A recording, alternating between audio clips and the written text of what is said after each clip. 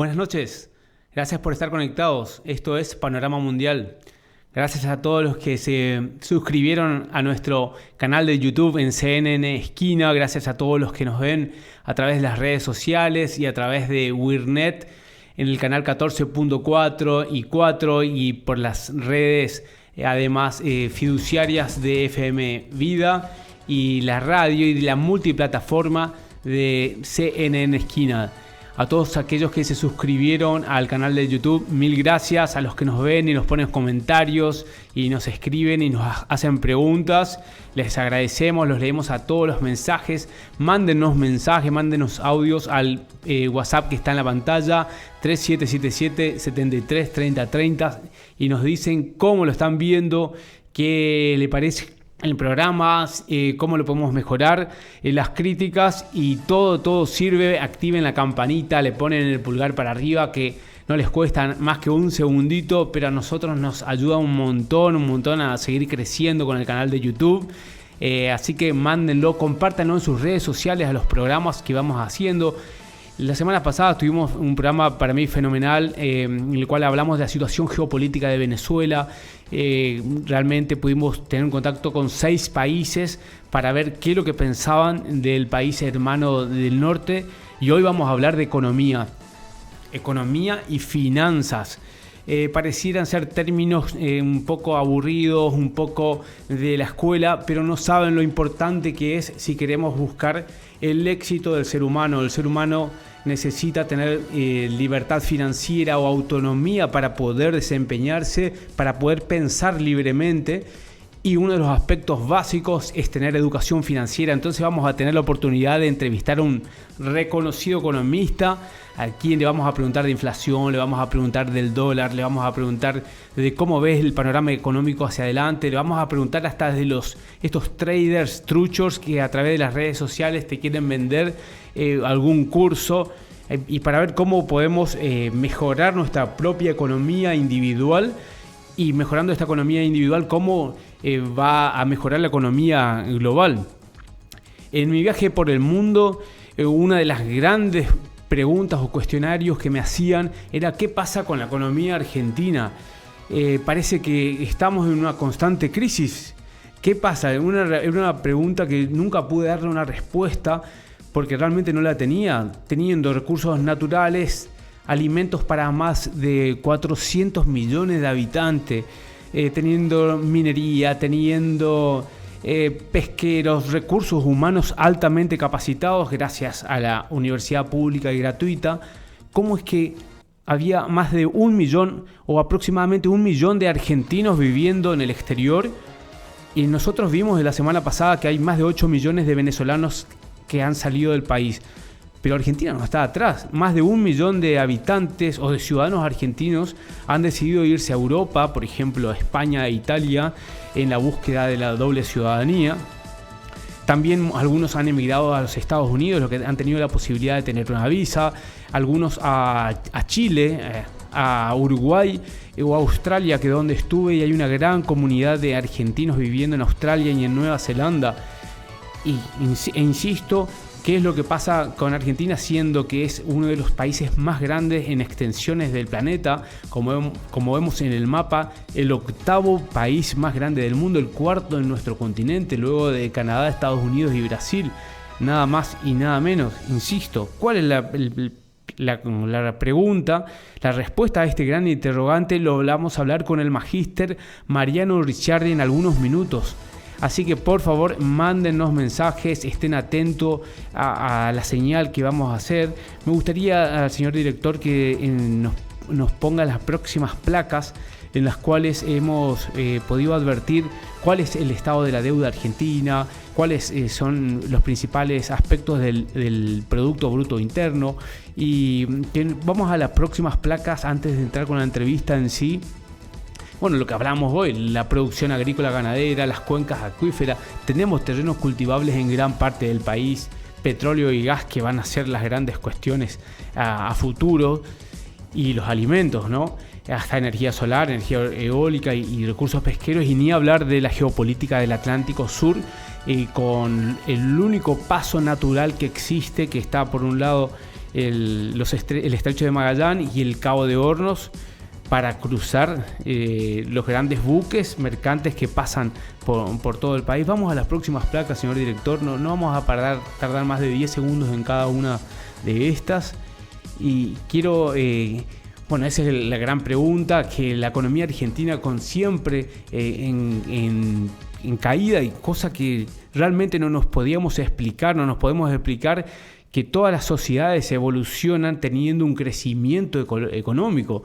¿Cómo puede ser esto al final del 2023 o una caída del 1.6? Todas estas preguntas las vamos a hacer al magíster de la consultora BDI, que va a ser el tipo que va a saber el tema. Nos ha mandado todos estos papers para hablar de imagínense, la evolución del PBI per cápita en Latinoamérica de los últimos 50 años. Argentina está ahí abajo con un crecimiento realmente muy, muy pobre en términos económicos en los últimos 50 años, cuando Latinoamérica en su conjunto ha subido más del 200%. Todos estos temas vamos a preguntar. Miren cómo está repartida la torta de la economía mundial. Estados Unidos y China son los dos grandes que se disputan la economía global, seguida por Japón, sabemos Alemania y la India.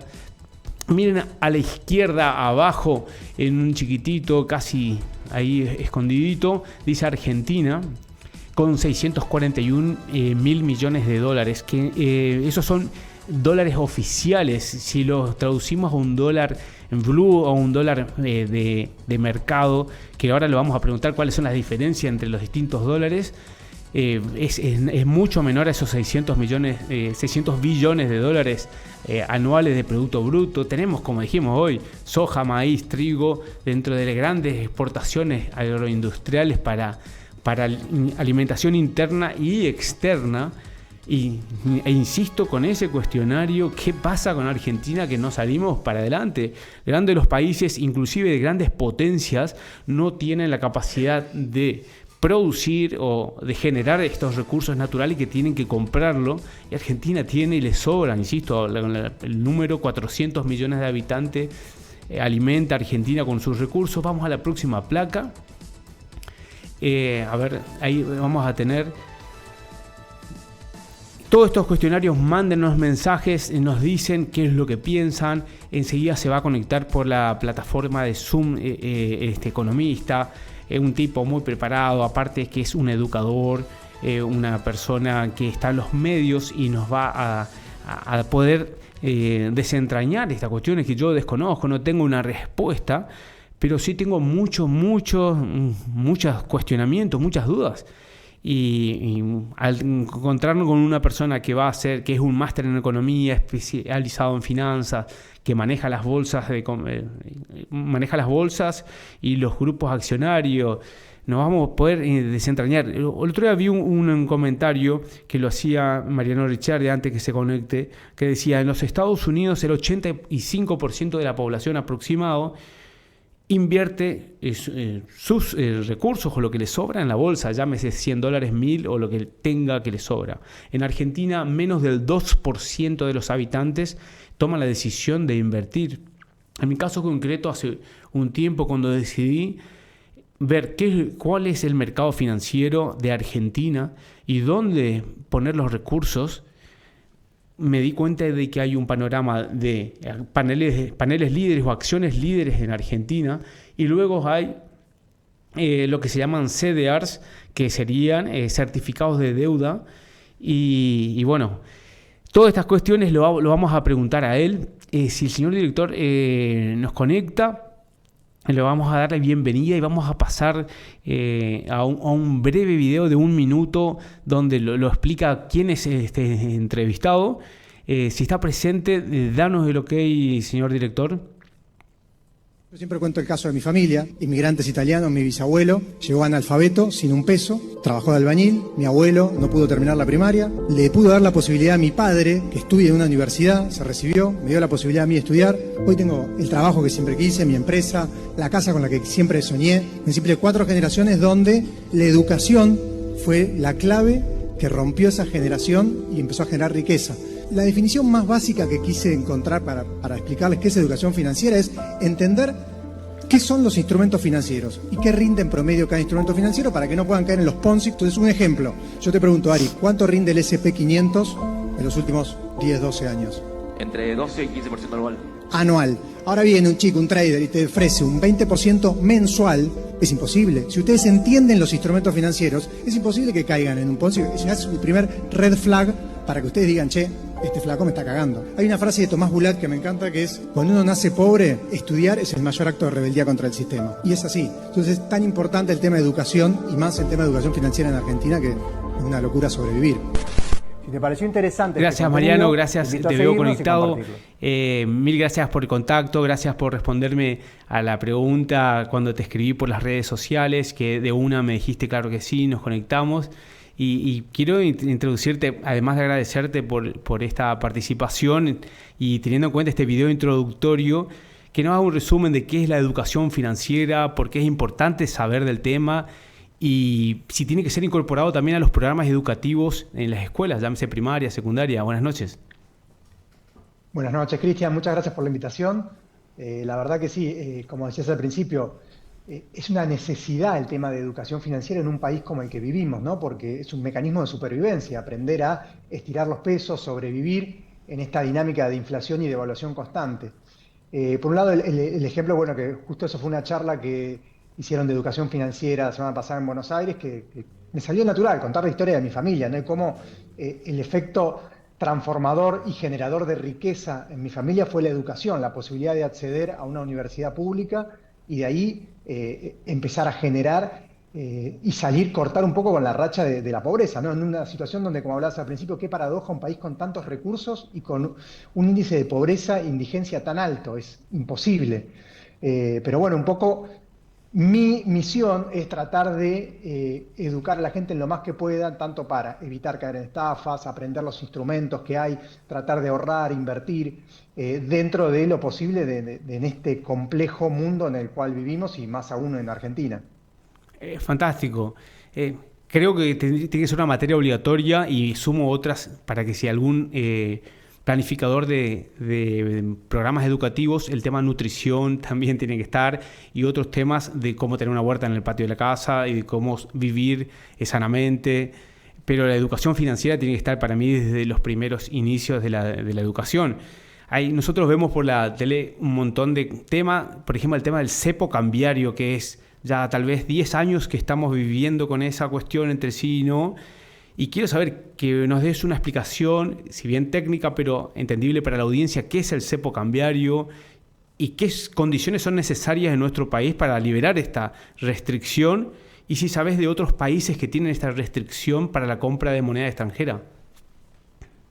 Bueno, el cepo es la imposibilidad de movilizar monedas, movilidad cambiaria, es decir, yo no puedo ni comprar moneda extranjera ni tampoco moverlo al exterior. El cepo es un conjunto de restricciones que, dado la debilidad de nuestra propia moneda, hace de que la gente le esquive al peso, vaya contra el dólar. Hay una historia, ¿no?, de enamoramiento de Argentina con el dólar que no pasa en el resto de los países de Latinoamérica, ¿no? Si uno va a Brasil, el real es fuerte, pero no solamente a nivel económico, sino a nivel de la gente.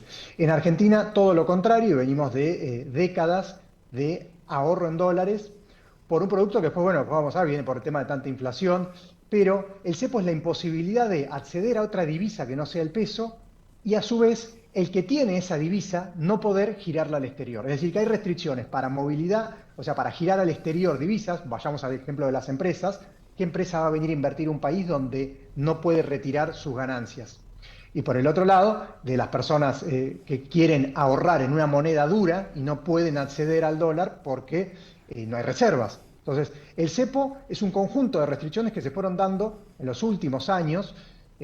Anteriormente también estuvo. Dentro de la historia argentina estamos acostumbrados a convivir con restricciones al dólar por la debilidad que tiene el peso.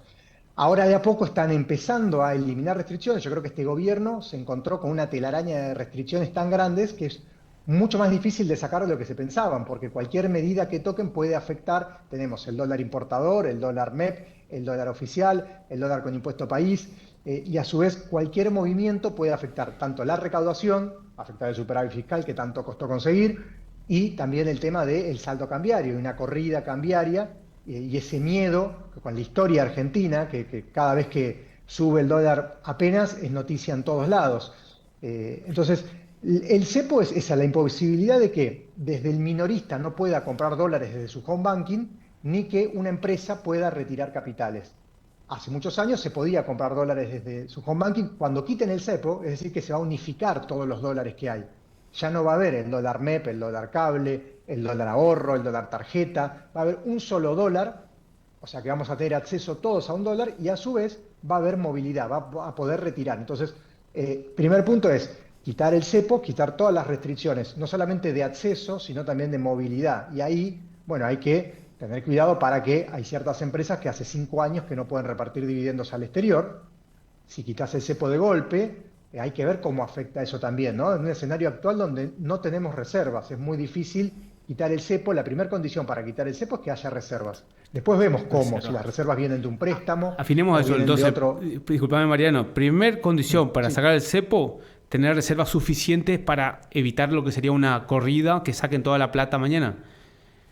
Exacto. Bueno. Y después un incentivo a quedarse en pesos, porque imagínate vos, Cristian, yo mañana te digo, podés comprar todo lo que quieras de dólar, a 1.500 o al valor que sea, 1.200. Si no tenés ningún incentivo a quedarte en pesos, vas a ir corriendo a comprarte en dólares. Entonces, si miramos un poco la historia, qué pasó después del default del 2001, 2002, hubo un momento donde hubo 3 años que hubo tasa real positiva, es decir, que la tasa en pesos de los plazos fijos tenía una tasa real positiva que le ganaba la inflación.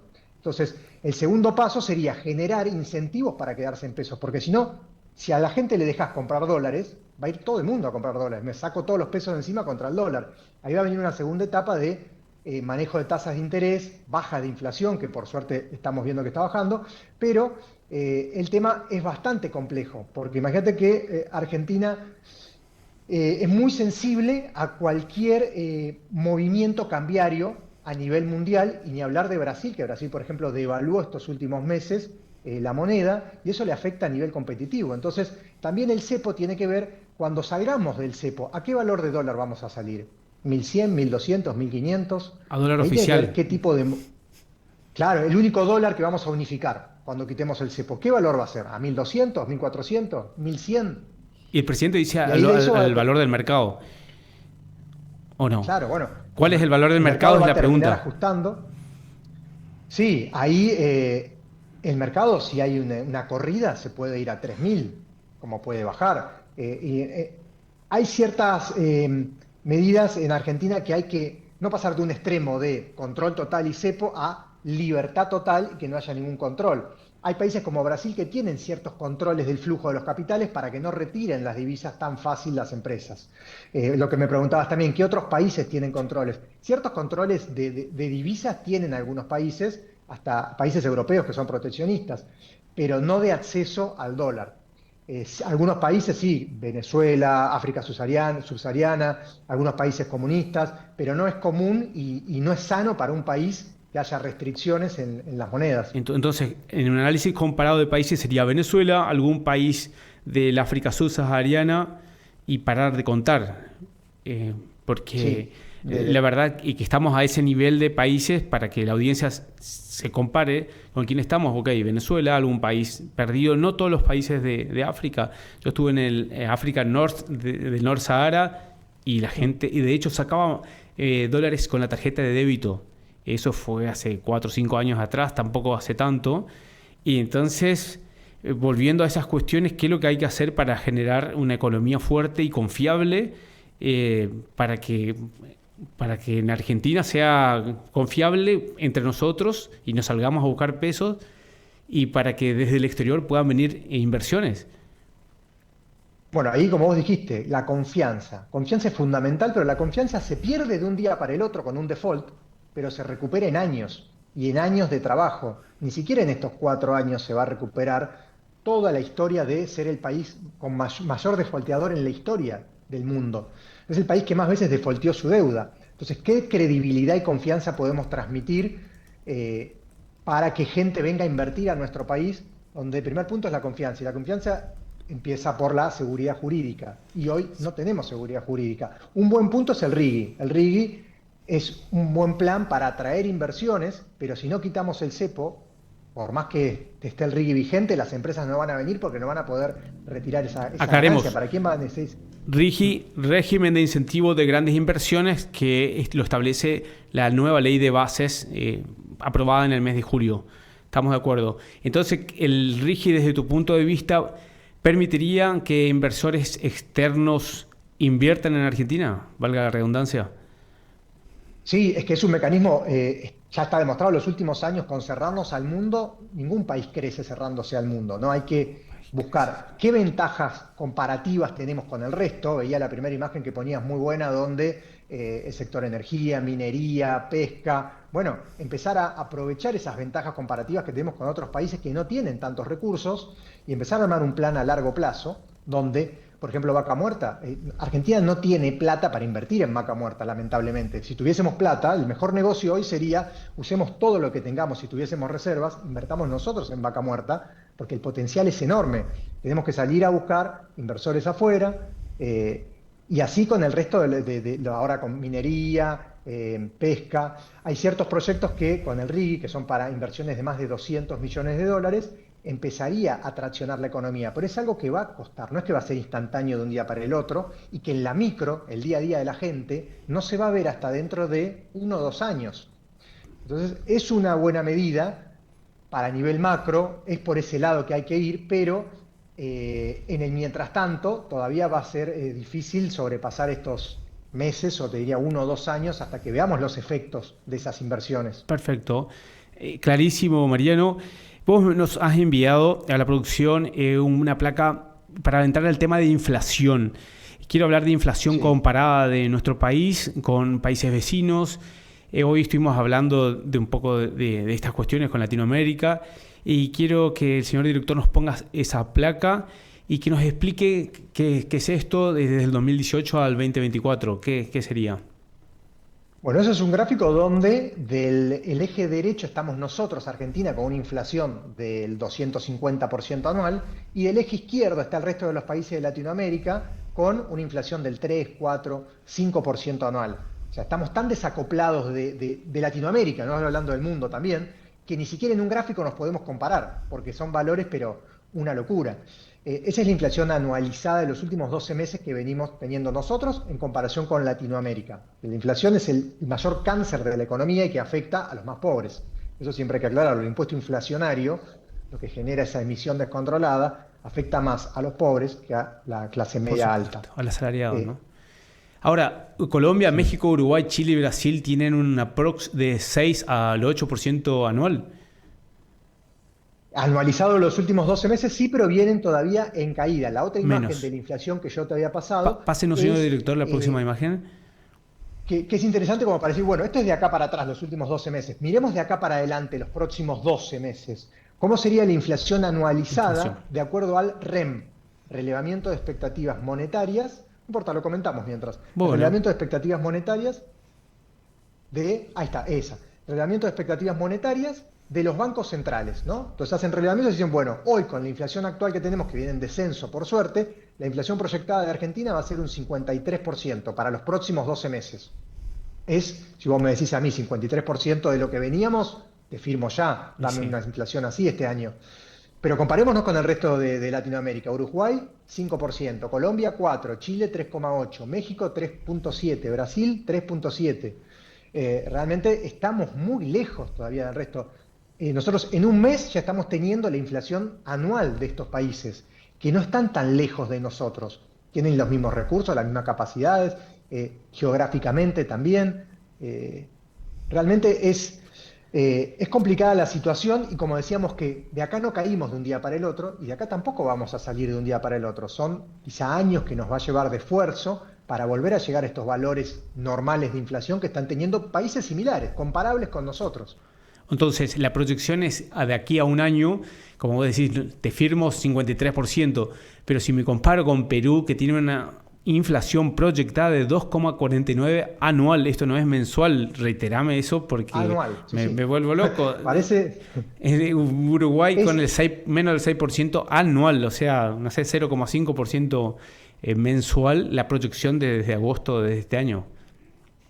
Sí, sí, seguramente hay mucha gente, jóvenes de 25 años, que no saben lo que es vivir sin inflación, porque hace 25 años que Argentina convive con tasas de inflación altas. Espectacular esa placa. Vamos a la próxima, en la cual podemos aclarar otros aspectos. Pero me parece, ojalá que, como decir, yo firmo con 53% también, pero estimamos que a corto o largo plazo podamos bajar. Esto que es, estas son las Bueno, acá tasas vamos de a ver qué las pasa en tasas. el mundo. Claro, qué pasa en el mundo para compararnos un poco. En el mundo, la inflación en el mundo, en Estados Unidos hubo un pico cuando fue la recesión del COVID. Los bancos centrales, para estimular la economía de esa recesión que generó en el 2020 el COVID, tuvieron que bajar las tasas de interés a cero, o sea, prácticamente el costo de endeudarse era cero para que se reactive la economía, los bancos centrales de Europa y de Estados Unidos. Eso hizo que también empiecen a emitir para generar gasto público para ayudar tanto a empresas como a familias. Emisión genera inflación en cualquier país del mundo. El ejemplo fue Estados Unidos y Europa. Llegaron a picos de 10% anual de inflación, que para ellos fue una locura. Año 2021, siempre la emisión tarda en hacer efecto, unos 8 o 12 meses. Año 2021 tuvieron un pico del 10% de inflación, algunos países de Europa del 12%. Automáticamente los bancos centrales suben la tasa de interés. La política monetaria que tienen los bancos centrales es para tratar de suavizar, digamos, los vaivenes de la economía. Cuando hay recesión te bajo la tasa para estimular, cuando hay inflación Sube. te subo la tasa para frenar que se recaliente la economía. Entonces subieron las tasas de interés, digo, la Fed, que hoy está en el 5,3%, que ahora después lo vamos a comparar con lo que rinde los bonos de Argentina, ¿no? Entonces, Informame, las proyecciones disculpame que futuro. te corto, ¿qué Sí. es la Fed? La Fed es la Reserva Federal de Estados Unidos, Ok. que es como si fuese el Banco Central El de que Estados maneja Unidos, los que es el dólares. que decide, claro, él decide qué hace con la política monetaria. Subo la tasa de interés, la bajo. Y sobre eso hay un efecto global, pero que impacta en todos los mercados, porque si suben la tasa de interés, está el efecto famoso flight to quality. Si un bono del Tesoro de Estados Unidos me rinde un 5,5%, como está pasando, ¿para qué voy a invertir, por ejemplo, en un bono de Brasil que me rinde 5, lo mismo? Me voy a lo más seguro del mundo, que Estados es un Unidos. bono del Tesoro de Estados Unidos. Ahora estamos en un escenario que aparentemente van a venir bajas de tasa de interés porque la inflación en Estados Unidos está controlada y eso va a beneficiar a los países subdesarrollados, los países con deuda, porque al bajar la tasa de interés bajaría también el riesgo país. Hay un Ahí está. efecto donde a medida que baja la tasa de interés, baja el costo de endeudamiento. Y el riesgo país es eso. El riesgo país es la sobretasa que pagamos con respecto a la tasa libre de riesgo, que son los bonos del Tesoro de Estados Unidos. Entonces, el riesgo explícame, país, disculpame, te corto, sí, pero algunas cuestiones quiero sí. acentuar porque vemos que el riesgo país sube, baja 2.000 puntos, hoy está en 1.500 aprox, que es, explicando en forma casera, el riesgo país. Bueno, el riesgo país es la sobretasa el riesgo de Argentina, ¿no? La sobretasa en vez de comprar un bono de Estados Unidos, comprar un bono argentino. Entonces, el bono de Estados Unidos te rinde el 5, el bono de Argentina te rinde el 16, 17, 18%. Entonces, la sobretasa que estás pagando es eso. Y el riesgo país son esos basic points de diferencia que tenés. Entonces, tenés un componente fijo, que es la tasa de interés de Estados Unidos, y otro que es nuestro.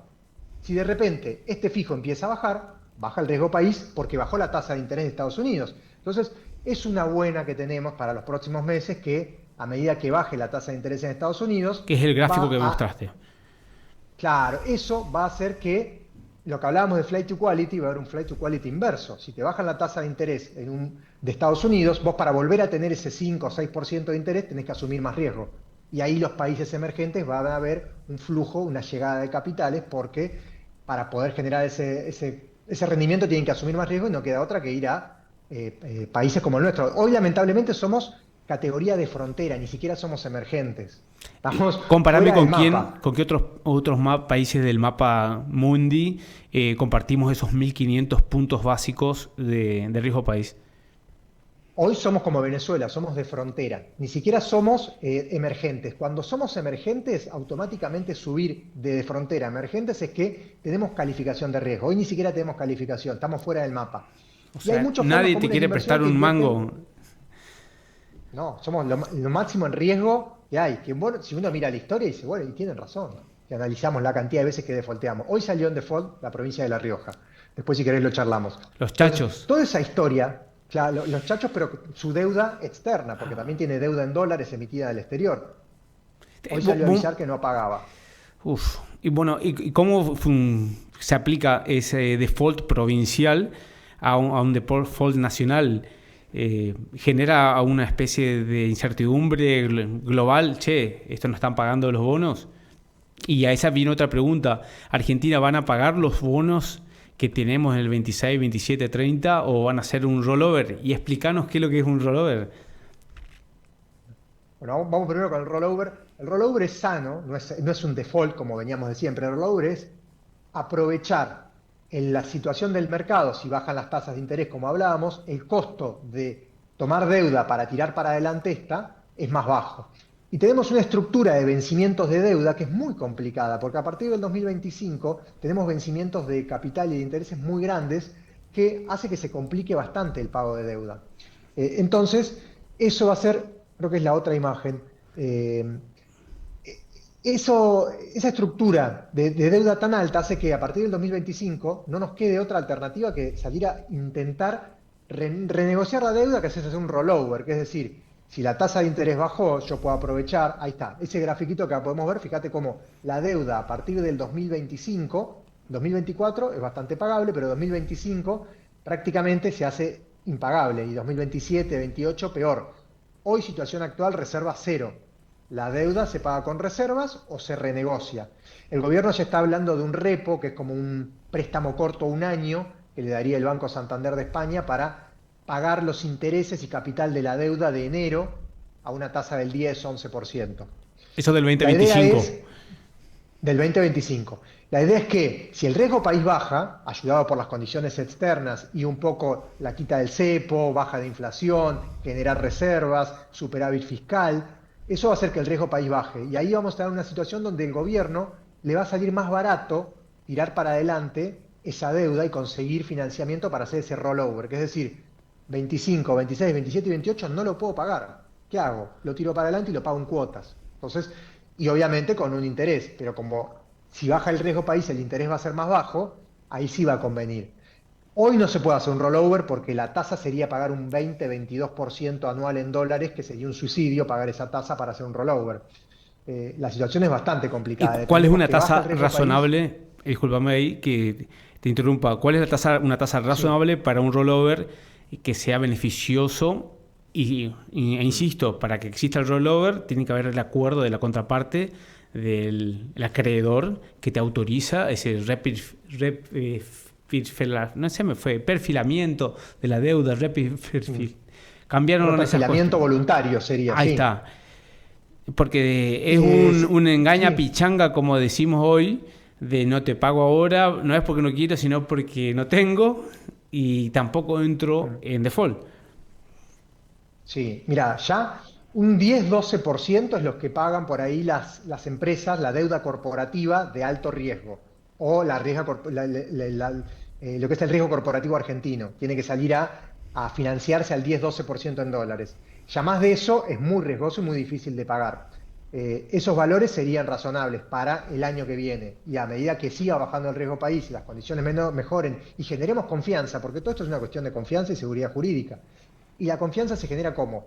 Y si yo veo que este país tiene reservas, que sigue teniendo superávit, que sigue bajando la inflación, bueno, ahí ya las condiciones van a ser diferentes y ahí yo te voy a aceptar, no te lo tiro 2 años, te acepto que me lo tires 4 o 5 para adelante.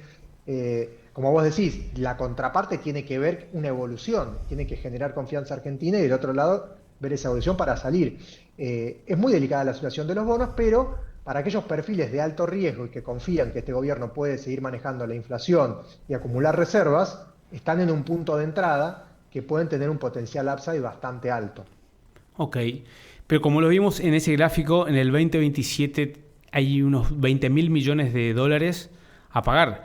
Hoy está 2027, 19.7, el 28, 20 billones de dólares. ¿Cuánto es la plata que hay en dólares hoy en el Banco Central? Te dicen 17.000 millones. ¿Existe eso? ¿Dónde está? ¿O cuánto hay hoy? No, ahí estamos tomando los encajes y los depósitos de la gente, que son esas reservas. Si observamos las reservas netas, son negativas.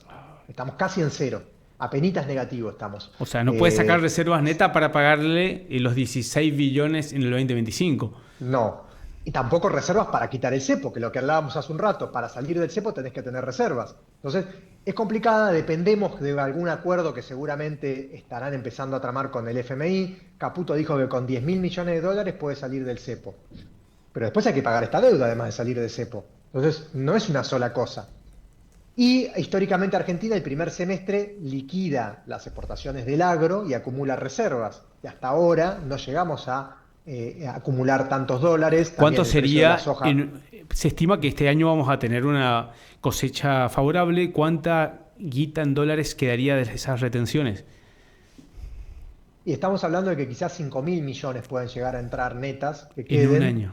También está el blanqueo. El blanqueo de capitales, si llega a ser un éxito, va a ser un motor que traccione un poco más la economía y algo va a recaudar también porque hay un impuesto que se cobra en dólares, del 5% de lo que se blanquea, más un nuevo acuerdo con el FMI, pero estamos muy, muy lejos, ¿no? Porque si hacemos cuenta, 20.000 millones de deuda, 5.000 millones que encontramos de reservas que entrarían, 10.000 que nos presta el FMI, todavía nos faltan 5. Es difícil. Y tenés 50 billones hasta la finalización del mandato de Milei, que sería el 27, 50.000 millones de dólares a pagar, un poco más, menos. Sí, y acá hay que aclarar algo. Esto es lo que quedó del reperfilamiento que hizo Guzmán, donde fue un reperfilamiento donde por 4 años su gestión no pagaba capital ni intereses prácticamente, y a partir del 2024 empezaba a pagar un poco y 2025 era impagable. O sea, como le pasó la pelota al gobierno que venga que haga magia para pagar esto. Esto es la bomba atómica que decían que estaba ahí adentro, una bomba de tiempo, de tecnología. Bueno, el panorama, por un lado, pareciera ser alentador a nivel macroeconómico local con una baja de la inflación, pero si miramos estos índices de deuda y que hay que pagar, y si no pagás, sos un país más que emergente, sería un defaulteador, que también no es la primera vez que Argentina va a hacer. Se ve la nación argentina ante un brete de los próximos 3 años y medio de qué va a hacer, porque insisto, el rollover va a existir siempre y cuando los acreedores acepten. Fíjate este cuadro en el cual son los países más endeudados con el FMI en el año actual. Argentina es el país del mundo con mayores índices de deudas. Y ahí te quiero preguntar, porque el fondo, si bien es lo que mencionamos siempre, no es el principal acreedor de Argentina, ¿no? Claro, tenemos por un lado la deuda con el FMI y la deuda externa con organismos externos e inversores privados, ¿no? Los famosos fondos buitre que se quedaron afuera del canje y después fueron a juicio. Todo eso son inversores externos y también hay privados acá adentro. La deuda pública argentina se compone de deuda que ANSES es dueño, ahora aproximadamente un 20%, está dentro del Fondo de Garantía Social, que tiene parte del ANSES, otra parte son de inversores extranjeros, otra parte es del FMI. No es solo FMI la deuda, sería la más fácil de manejar sería la del FMI, pero como veíamos en el otro gráfico, está separado, es menos de un 30%. Ahí está, y bueno, ahí viene una pregunta, ¿por qué el ANSES, que es un organismo descentralizado del Estado Nacional, pero es la administradora de fondos de pensiones y jubilaciones argentino, es el dueño de la deuda del Estado Nacional? No, la verdad que no entiendo, y explícame vos como economista, cómo puede ser que yo soy deudor de yo mismo. No me cierra y no sé si está muy burdo lo que dije, pero... No, son esas cosas que solo pasan en Argentina, realmente. Cuando las AFJP las desarman, los fondos de las AFJP pasan a pasar del Fondo de Garantía Social. Esos fondos de las AFJP tenían deuda del Estado y también tenía acciones de empresas. Entonces, ese fondo del ANSES, que es el que usaba el gobierno anterior para intervenir en el mercado financiero, para controlar el MEP, ese fondo está compuesto un poco por esa deuda. Que vos decís, la ANSES es dueña de la deuda de su propio Estado. Viene de ahí, de esos fondos que eran de la FJP, que eran fondos privados de las jubilaciones, que tenían inversiones en bonos argentinos y en acciones. Y ahora es parte del Estado, de ANSES. Entonces es otra de las grandes contradicciones, pero en algún momento calculo que hay que salir de esa deuda autodeuda, no sé cómo llamarlo, porque es una deuda del Estado con el Estado mismo. Ahí vimos una placa, Argentina está superando países como Egipto, Ucrania, que en guerra, que le han dado préstamos para ver si sale Ecuador con grandes conflictos, o Pakistán, pero lejísimos estamos. Entonces viene otra gran pregunta, que ¿cuáles son los aspectos que tiene que tener una macroeconomía nacional para que sea sana, estable y que pueda producir? Porque si yo estoy con deudas en mi casa y gano un mango, pero yo debo 2, o sea, no estoy siendo rico o productivo en términos de PBI. Entonces, quiero saber qué tiene que tener una economía para ser sana. Bueno, ahí la macro es lo más urgente. En un caso, vamos al caso acá, asume Milei y hay que tomar medidas macro urgente y después viene lo micro. Y acá creo que se atacó bien a lo macro que estamos hablando: frenar la emisión, bajar la inflación, generar superávit fiscal, ordenar todas las cuentas, achicar un poco el Estado, ese gasto innecesario tan grande del Estado. En el mientras tanto, ¿no? De decir, ahí entra el dilema de eficiencia y equidad. Eficiencia en llegar a superávit fiscal lo antes posible, como se obtuvo el primer mes, y el tema de equidad es cómo, ¿no? Esa composición de las cuentas, y en el medio los más castigados, los jubilados, empleados públicos. Esa distribución, desde ese punto de vista, yo considero que quizá tendría que haber sido un poquitito más equitativa, para no generar estas desigualdades que hay hoy en cuanto a jubilaciones que han quedado muy atrasadas. Lo urgente era atacar lo macro, que era el superávit con ajuste, porque no, vos podés tener superávit de dos formas: aumentando tus ingresos, aumentar la recaudación, que no, porque la actividad está parada, o acortando gastos, que fue lo que hicieron. Como en la casa, en la casa de familia. Si gano más... Claro, para hacer llegar... Ahora, si yo gano mucho y gasto más de lo que entra, que sería lo que utilizamos en nuestra economía doméstica, no puede ser utilizado. Yo he hablado con algunos economistas y me dicen, no puedes hablar de eso porque se piden préstamos y nos endeudamos para crecer. Ok, pero grandes naciones como Corea del Sur o Japón después de la posguerra o Alemania inyectaron dinero, que sería una deuda a sí mismo, pero en algún momento cortaron eso, si no los niveles inflacionarios iban por las nubes. Entonces en la década del 50... reitero, estos 3 países que dije quedaron totalmente destrozados después de la Segunda Guerra Mundial, y la guerra de Corea, entre las dos Coreas, fue también catastrófica, con grandes niveles de inflación, y en las décadas del 50, algunos y 60, iluminados dijeron, cortemos esta inyección que habíamos puesto a la propia economía para que algún día se sanee y podamos vivir con una economía normal. Por eso la pregunta era de la sanidad. ¿Qué tenemos que hacer en Argentina? Porque el presidente Milei ha establecido grandes recortes en lo que le llamó esa motosierra. Ahora, ¿qué tienen que hacer las provincias para acompañar esta reestructuración de gastos públicos? Porque la nación hizo y ahora le está pidiendo a las provincias, ustedes también bajen los gastos.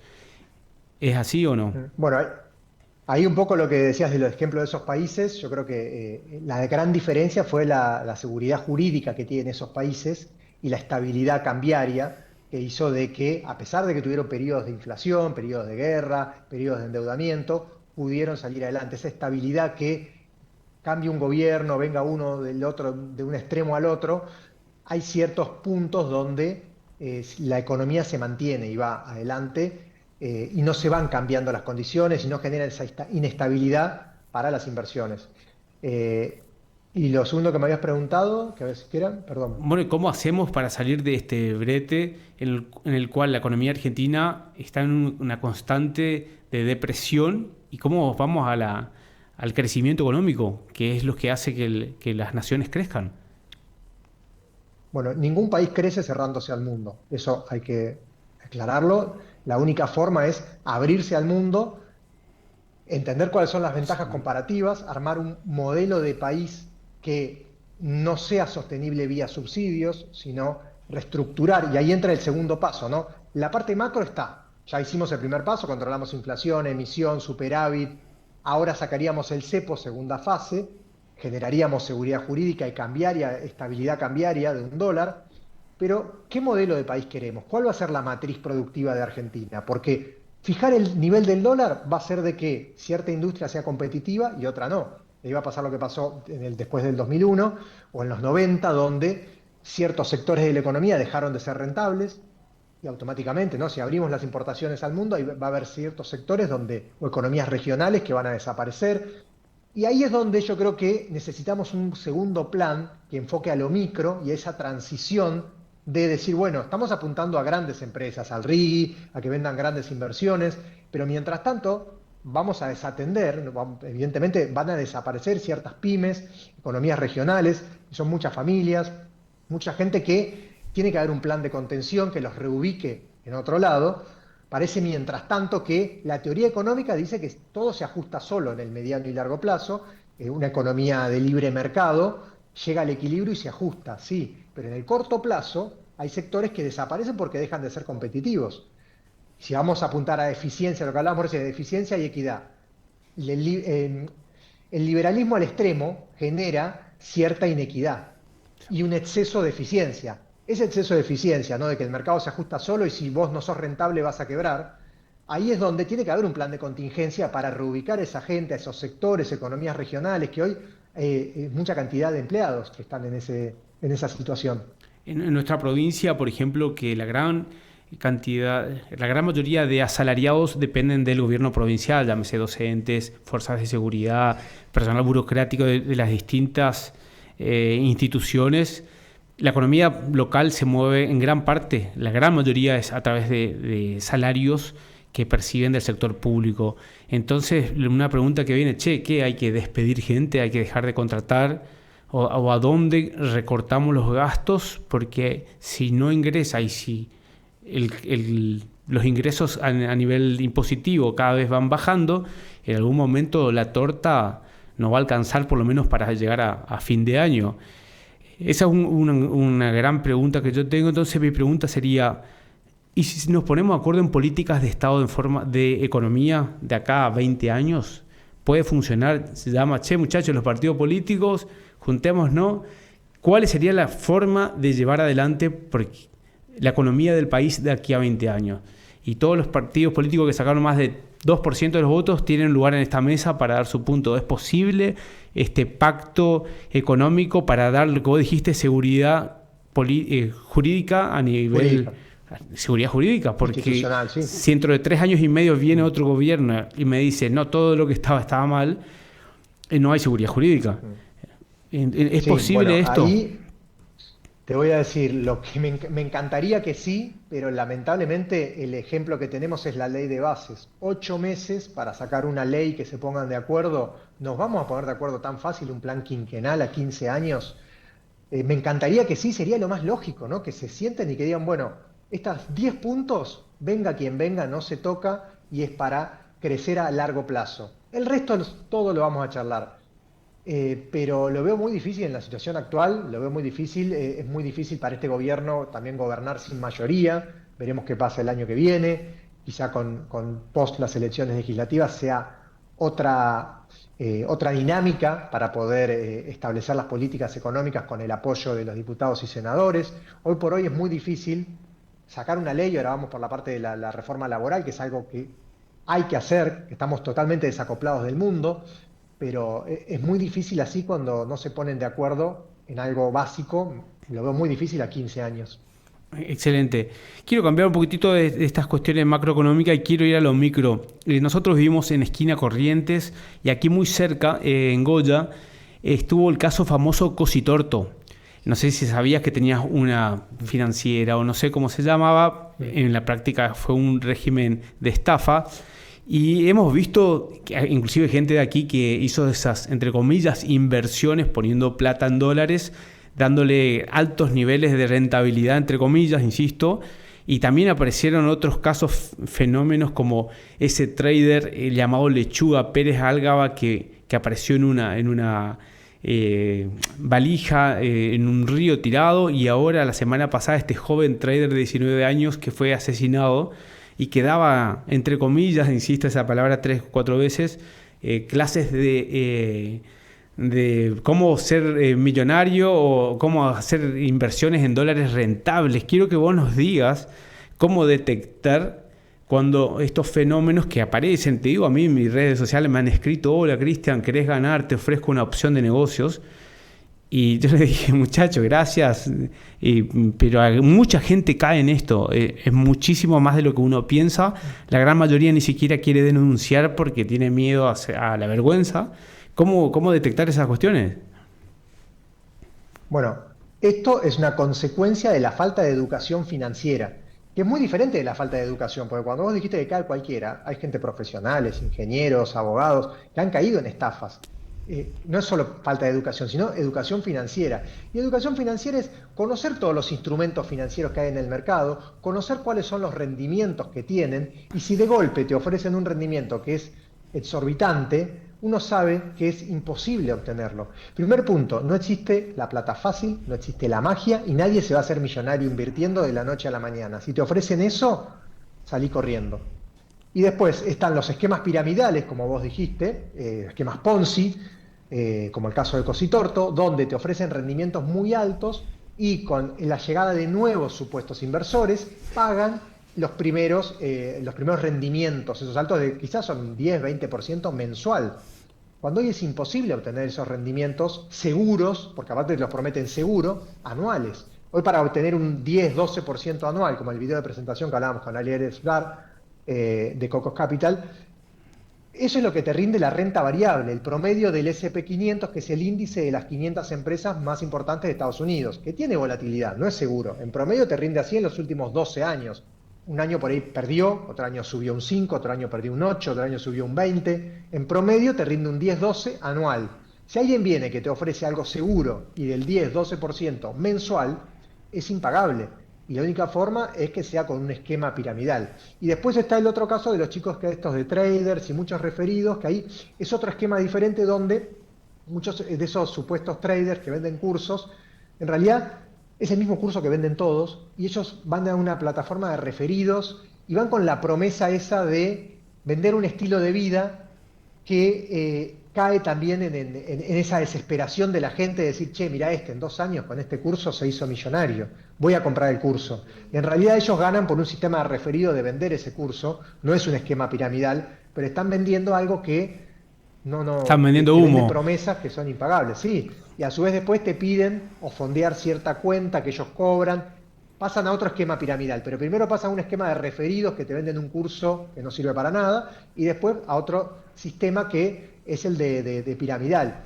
Y esto fue lo que nos hizo a nosotros. Yo que doy clase en la facultad, yo siempre el primer día de clase entro y pongo la película El Lobo de Wall Street, sin saludar a nadie, pongo el televisor, la película El Lobo de Wall Street. Digo: chicos, esto que está acá es ficción, el mundo real es otra cosa totalmente diferente. Este año lo puse con un video compilado de estos traders, para que vean, porque hoy es furor, y el primer día de clase llevé a un trader, el jefe de la mesa de trading de Balance, lo llevé a que la segunda etapa de la clase, de una clase. Y dijo: chicos, este es el trader. Aburridísimo, ¿no? Para los chicos, porque realmente comentaba las operaciones que hacía, arbitrajes de tasas, cosas muy específicas y de grandes capitales. Y la conclusión es que no hay fórmula mágica, no hay forma de hacerse millonario, no hay un curso de trading que te haga hacerte millonario. Y un poco todo esto fue lo que nos obligó a nosotros a salir a dar cursos gratis, dar capacitaciones, charlas en universidades. Nosotros tenemos un curso que es parecido al que damos en la facultad, que lo tenemos abierto a la gente, va a nuestro Instagram, Historias Descartadas, curso gratis, hay bibliografía, ejercicios en Excel, todo lo que damos en la universidad, gratis. Y la gente dice: ¿pero cómo es gratis? Hasta le da desconfianza que sea gratis. Está acostumbrada a pagar para que los estafen algunos. Sí, es gratis porque nos obligó a tratar de sacar un poco esta gente ofreciendo algo gratis y que sea real, donde mostramos los rendimientos reales del mercado. Y la educación financiera es eso, que cada uno entienda los instrumentos y estar atento a que si te ofrecen algo que rinda más que eso, es impagable. Excelente la explicación. Quiero aclararle a toda la audiencia que Mariano Ricciardi es economista, es idóneo del mercado de valores, que el que va a explicarte en forma técnica es un idóneo del mercado de valores, no esta gente que te escriben por las redes sociales ofreciéndote una opción de negocio. El programa que hemos llevado adelante fue espectacular porque tenemos una información dada por un especialista de la macro.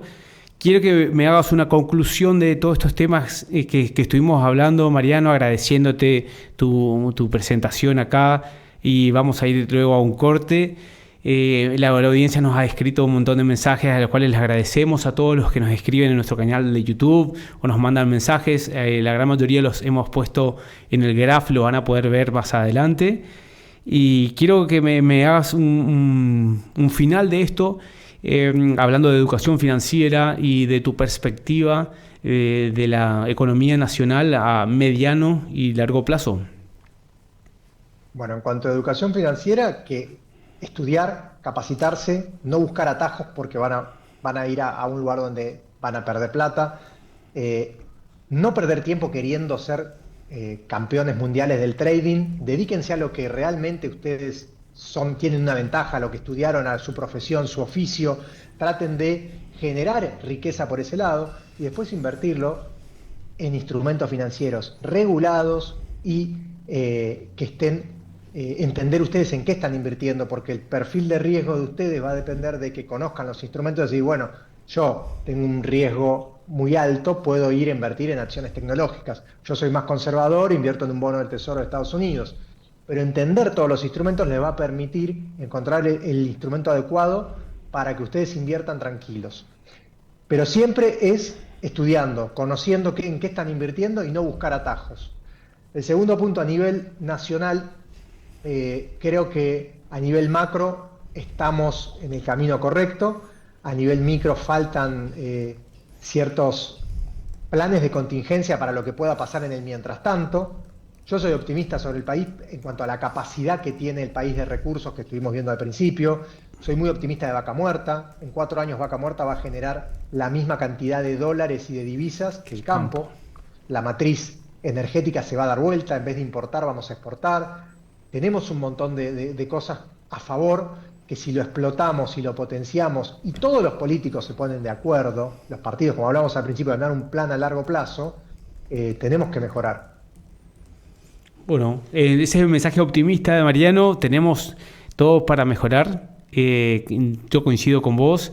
Creo también que no va a ser fácil y la experiencia en otros países que han frenado la inflación ha venido de una recesión que ha afectado a grandes partes de la población, sobre todo a los asalariados o pequeños empresarios, pero en algún momento había que cortar también todo esto y hoy lamentablemente todos estamos afectados con esta recesión, pero de alguna manera había que comenzar. Te agradezco infinitamente a todos los que quieran contactarlos. Ahí pusimos el Instagram de la consultora BDI, de Mariano Ricciardi. Son personas que saben, son los que quieran invertir, consulten a la gente que sabe. Si vos necesitas un médico o una enfermedad, te vas a un médico. Si necesitas un problema legal, te vas al abogado. Y cuando tenés plata y no sabés qué hacer, tenés que ir a Mariano Ricciardi, que son de una consultora, de BDI Consultora, y te va a decir qué es lo que tenés que hacer. Esa es mi opinión. Te agradezco y vamos a ir un corte. Gracias, señor director. Gracias, Mariano, de nuevo por tu intervención. Bueno, muchas gracias, Cristian.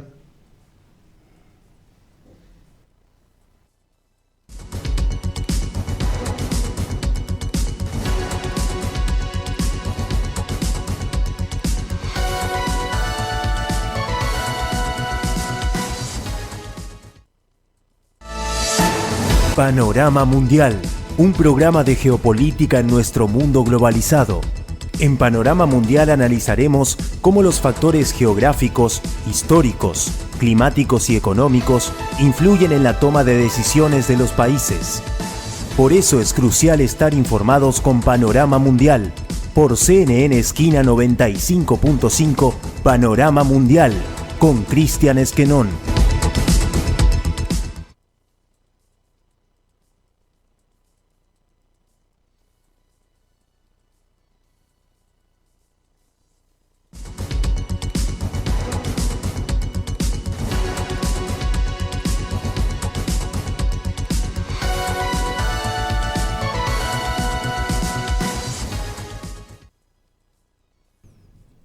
La economía se define como la ciencia que estudia cómo se producen, distribuyen y consumen los bienes y servicios de una sociedad. Su objetivo principal es entender cómo los recursos limitados son gestionados para satisfacer las necesidades humanas. En este programa de Panorama Mundial hemos intentado saber algunos conceptos que desconocíamos respecto a la macroeconomía y que se puede ser claramente aplicable a la industria y a la economía doméstica. Mariano Ricciardi, un economista experto en estas cuestiones, nos dijo algo básico: edúquense, fórmense y no crean en soluciones mágicas y no buscar un atajo. La macroeconomía nacional va por el buen camino, pero un proceso doloroso genera en todas las naciones que han intentado sobrepasarse a grandes crisis económicas, que en el caso de Argentina ya ha dejado de ser una crisis. Una crisis es algo que no es permanente, es algo que se da en una situación determinada y que debe finalizar. El estado en el que nos encontramos los argentinos, por lo menos los últimos 20 años, luego de que se salió de ese plan de convertibilidad en el año 99, nos ha generado vaivienes que hasta ahora no han tenido ningún tipo de sendero correcto. Hasta ahora nadie sabe lo que ha pasado. Los grandes partidos o dirigentes políticos han propuesto dos formas antagónicas para resolver el problema macroeconómico. Creo que hay que respetar las instituciones y respetar la democracia en cuanto a que el presidente elegido por la gran mayoría del pueblo es el encargado de establecer las políticas económicas. Todavía llegan muchos desafíos, los próximos vencimientos de las deudas de aquí hasta el año 2028 realmente prácticamente son impagables. Hemos hablado de 50 billones de dólares de aquí al 2028 y la plata no hay. Como nos dice el presidente, no hay plata. Realmente hay que determinar en qué gastar y cómo generar más. Esperemos que hayan entendido. En mi caso me ha servido muchísimo para refrescar muchos conceptos de economía, y yo totalmente agradecido a todos ustedes que nos miran por todas las formas de las multiplataformas de CNN, y nos vemos el lunes que viene. Esto fue Panorama Mundial y mi nombre es Cristian Esquenón. Buenas noches.